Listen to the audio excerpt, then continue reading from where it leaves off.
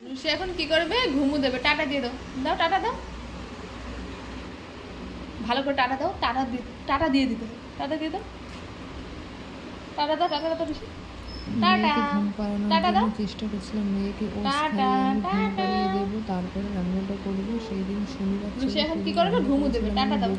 ডাল আর সোয়াবিন।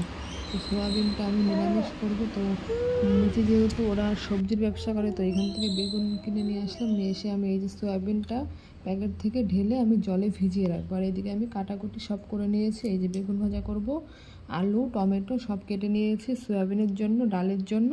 আর এদিকে তোমার ডালটা আমার সিদ্ধ হয়ে গেছে। তো ডালটা আমি সোমবারে দেবো। ডালে টমেটো আর লঙ্কা দিয়ে লবণ হলুদ দিয়ে দিয়েছি। তো ডালটা আমি সোমবারে দেবো। এই যে ডাল আমার সোমবারে দেওয়া হয়ে গেছে। নামানোর আগে ডালে একটু ধনেপাতা দিয়ে দেবো। এই আমি ফার্স্ট টাইম ধনেপাতা দিয়ে ডাল করলাম, এর আগে কোনোদিনও করিনি ওরকমভাবে ডাল। তো জানি না কেমন লাগবে খেতে, ভালোই লাগবে।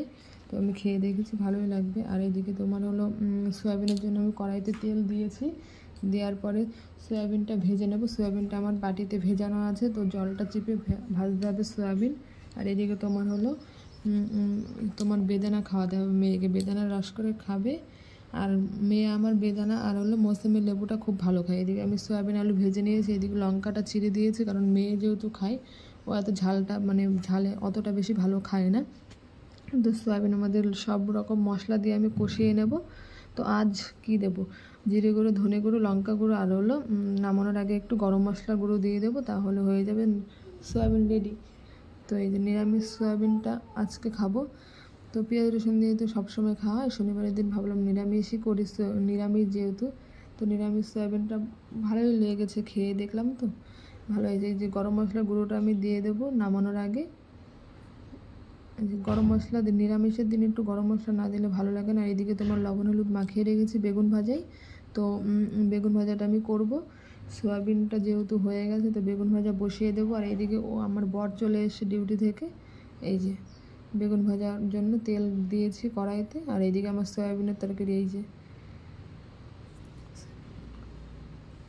বেগুন ভাজা হচ্ছে।